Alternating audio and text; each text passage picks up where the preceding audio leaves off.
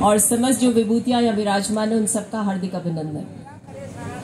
मुझसे पहले मैंने कुछ वक्ताओं को सुना है और इसे चाहती नहीं कि वो बात मैं यहाँ पर कहूँ, लेकिन अभी सुशील जी भाई साहब यहाँ है नहीं मंच पे, पर मन है कि कुछ खरी बात कर ली जाए, क्योंकि शिक्षा शास्त्र शस्त्र सबकी बात हुई, सबने बहुत अच्छा कहा, हमारे पंच जी ने भी कुछ खरा खरा कहा।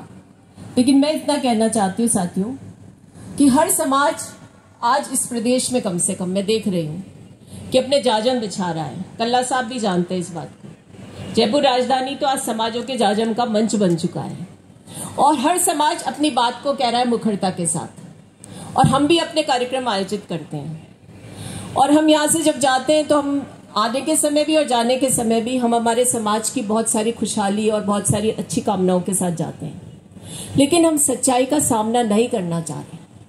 लाग लपेट की बात नहीं करती हूं मैं। आज अगर 99 बच्चे पास हुए हैं तो वो उनकी मेहनत थी, उनका लक्ष्य था, उनको लेवल प्लेइंग फील्ड तो नहीं मिला। अगर वो हमें मिल जाए तो हम क्या हासिल नहीं कर सकते। तो बात आती है EWS की, वो सब आप करिए क्योंकि आप सब समाज के प्रबुद्ध लोग हैं। मैं तो सिर्फ ये कहना चाहती हूँ कि जब ब्राह्मण स्वयं स्फूर्त होकर के किसी आयोजन में जाता है तो उसका मान सम्मान होना चाहिए। इसलिए होना चाहिए कि जो मंच पर बैठे हैं उनसे ज्यादा सम्मानित आप सब हैं, क्योंकि आप अपना समय देते हैं, सुनते हैं, आप समाज के लिए नीति निर्माण में भूमिका निभाने में रुचि रखते हैं। अब जब पंजी कह रहे थे कि पॉलिटिकल पार्टिसिपेशन बढ़ना चाहिए, तो मैं भी इसकी हिमायती हूँ। इससे नहीं कि मैं राजनीति की महिला हूँ, एक सार्वजनिक जीवन की महिला हूँ। इससे कि जब तक आप नीति निर्माता नहीं बनोगे, आप पॉलिसी मेकर्स नहीं होगे, डिसीजन मेकर्स नहीं होगे, तब तक आप कैसे उम्मीद कर सकते हो कि आपकी मांग को कोई मान लेगा। आपका प्रतिशत जब तक नहीं बढ़ेगा तब कैसे संभव होगा। मैं इस बात से भी सहमत हूं कि इस प्रांगण में आने के समय ना तो मैं कांग्रेस से हूं, ना मेरे संजय जी बीजेपी से, और ना संजय जी को कुछ मिला वो किसी की देन है, ना मुझे कुछ मिला वो किसी की देन है। अगर कल्ला साहब आज कैबिनेट मंत्री है तो ये इनकी काबिलियत है। इन्होंने संघर्ष किया, राजनीति में अपना मुकाम हासिल किया।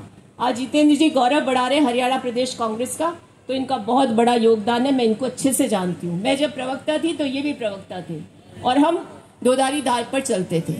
लेकिन जब हम इस मंच पर बैठे हैं तो हम समाज के प्रतिनिधि हैं, और जब समाज के प्रतिनिधि हैं तो हमें किसी और के गौरव को बढ़ाने की आवश्यकता नहीं है भाई। जयपुर में जब एक सभा हुई तो कल्ला साहब हम सब पहुंच गए वहां, ये सोचकर कि हमारा जाजम है, हमारी बात होगी। माफ कीजिएगा, उस मंच का दुरुपयोग हो गया। और जब दुरुपयोग हुआ तो दुख इस बात का हुआ कि परशुराम भगवान के नारे की जगह दूसरी जातियों के नारे लग गए। अगर ऐसा होता है तो इससे बड़ा दुर्भाग्य नहीं हो सकता। आपको बधाई कि आप विप्रो बैंक के गठन की बात कर रहे हैं, ये बहुत अच्छी बात है, क्योंकि आज समाज में 70% बच्चे हम कह रहे हैं ना, शिक्षा दो शिक्षा दो। शिक्षा तो हमारे रगों में है भाई, हम लोग खुद ही गुणी हैं। हमारे खून में, हमारे DNA में शिक्षा को ग्रहण करने और शिक्षा का दान करने की पूरी क्षमता है। हमारे बच्चे पढ़ते हैं, अव्वल आते हैं, लेकिन समस्या है कि उनको समान अवसर नहीं मिलते। और इस समान अवसर की लड़ाई लड़ते लड़ते हमने बहुत सारे कार्यक्रम आयोजित किए, लेकिन जब हम चुनावी मैदान में होते हैं ना, हम जैसे प्रतिनिधि, तो कहीं ना कहीं आपका विवेक डोल जाता है, बुरा मत मानिएगा। और जब आपका विवेक डोलता है तब आप वो काम कर जाते हो जो समाज में प्रतिनिधित्व को सुनिश्चित करने की प्रक्रिया को एक धक्का पहुंचाता है। तो यदि आपको सचमुच में समाज की तरक्की बहबूदी की बात करनी है तो एकजुटता का संचार होना चाहिए। विप्र फाउंडेशन ये कार्यक्रम कर रहा है और मैं विप्र फाउंडेशन के हर कार्यक्रम में आती हूँ, क्योंकि मैंने महसूस किया है कि विप्र फाउंडेशन हमेशा समाज में किस प्रकार से वंचित जो रह जाता है, मार्जिनलाइज जो हमारा सेक्शन है, उसको आगे लाने का प्रयास करता है। इसलिए हर बार एक नवाचार, चाहे बैंक के रूप में, चाहे स्कॉलरशिप्स के रूप में, चाहे से किसी की शादी समारोह के आयोजन के रूप में, ये सब किया जा रहा है। पर हमको ये विवेचना जरूर करनी चाहिए कि क्या हम जो बातें इन मंचों से कहते हैं उसे आत्मसात भी करते हैं क्या, और यदि आत्मसात करते हैं तो शॉर्ट टर्म के लिए करते हैं या लॉन्ग टर्म के लिए करते हैं, ये सबसे बड़ी बात है। और मैं तो ये कहती हूँ कि हमने वो दौर भी देखा था जब लोगों को ये कह करके टिकट काटे जा रहे थे कि साहब 2 बार हार गए, इनको नहीं देंगे। लेकिन हमारे कल्ला साहब हैं, उन्होंने साबित किया जनता के बलबूते, अपने समाज के बूते, और वो जीत करके आए। और आज कल्ला साहब हो, रघु शर्मा जी हो, मैं तो सरकार का हिस्सा हूं। और ये अभी भी आज मंत्री है, रघु जी मंत्री थे, कि वो लोग हैं जिन्होंने समाज के लिए काम किया है। कहने में कोई मेरे को परहेज नहीं है और मुझे कहीं महसूस नहीं होता कि समाज का प्रतिनिधि इनके पास जाता है तो इससे किसी भी तरीके से लौटाते हैं। तो संजय जी, आप कहते हैं हम हंस रहे, आप पे नहीं हंस रहे थे, हमारी कोई और बात थी। लेकिन जब आपने मुझे कहा तो मैं आपसे कह रही हूँ, जो साधुवाद देना है खुद को दीजिए, समाज को दीजिए। आप उपकृत नहीं हुए किसी से, आप में कोई ना कोई क्वालिटी है, इसलिए आज इस मंच पर आप विराजमान। और आपकी एक खूबी, ये गुण कायम रहेंगे तब आप जीवित रहोगे। मैं 2 बार चुनाव हारी हूं, लेकिन मैं समाज के बलबूते आज भी जीवित हूं। और समाज जिसके साथ होता है वो कभी नहीं हारता।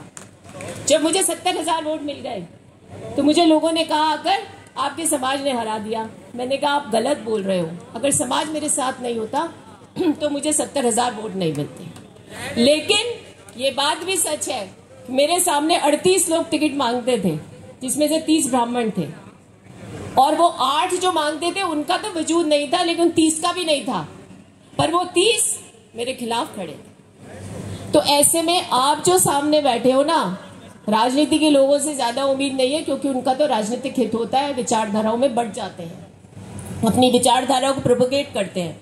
आपने सही तो कहा कि यदि व्यक्ति आइडियोलॉजिकली इंक्लाइंड नहीं तो इंसान ही नहीं है, उसमें विवेक ही नहीं है। हर व्यक्ति की विचार और विचारधारा होती है और वो उसको पोषित भी करता है, पल्लवित भी करता है, उसको मुखरता के साथ व्यक्त भी करता है। लेकिन जब समाज की बात हो ना भाई, तो विवेक से ज्यादा दिल से सोचना शुरू कर। जिस दिन दिल से सोचोगे तो वो दिन आ जाएगा जो नॉर्डिक स्टेट्स में आ गया।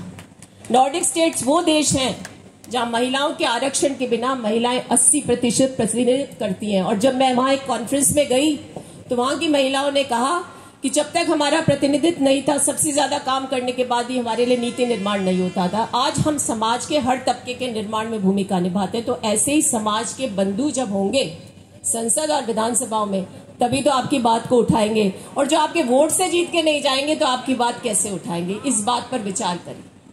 बस इतना ही मैं कहना चाहती हूँ। और एक बात और कह दूं मैं आपसे कि एक दिन अभी थोड़े दिन पहले मुझे किसी ने कहा कि आजकल सोने के रंग बहुत हो गए। मैंने पिछली बार भी कही थी ये बात, तो मैंने कहा मैं तो 2 ही रंग जानती हूँ, एक प्लेटिनम और एक हमारा गोल्ड। बोले नहीं, आजकल पीला, गुलाबी, हरा, नीला सब रंग में सोने आ रहे हैं। तो ब्राह्मण भी ऐसा ही हो गया, अलग अलग जातियों और उनके आधार पर बट गया। लेकिन याद रखो, सोना तो चमकने वाला पीला सोना ही कहलाता है, इसलिए वो सोना बनकर रहना है वट वृक्ष की तरह। तभी संभव है कि हमारी सारी योजनाएं सफल होंगी, हमारी नीतियों का निर्माण होगा और समाज के मंचों पर बनने वाली जितनी व्यू रचना है वो धरातल पर उतर सकेगी। आपने मुझे बोलने का अवसर दिया, सम्मान दिया, उसके लिए बहुत बहुत आभारी हूँ। धन्यवाद। जय हिंद, जय भगवान।